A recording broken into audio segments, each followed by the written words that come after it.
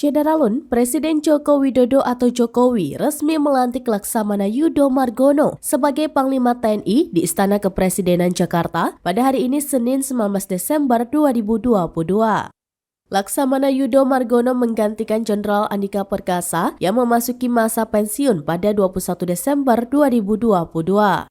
Dalam prosesi pelantikan, Laksamana Yudo Margono mengucapkan sumpah dan janjinya yang dipimpin oleh Presiden Jokowi. Dengan demikian, Laksamana Yudo Margono resmi menjadi Panglima TNI. DPR RI telah mengesahkan Laksamana Yudo Margono sebagai Panglima TNI.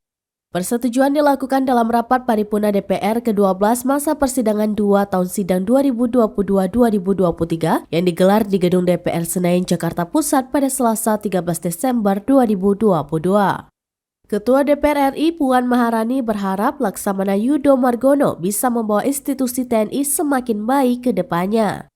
Hal itu disampaikan Puan saat konferensi pers setelah rapat paripurna DPR RI di Kompleks Parlemen Senayan, Jakarta pada Selasa 13 Desember 2022. Ia juga berharap Yudo Margono bisa memperkuat dan menyatukan Negara Kesatuan Republik Indonesia atau NKRI dengan sebaik-baiknya. Sebab lanjut Puan, tugas dari Panglima TNI masih banyak yang harus dilakukan.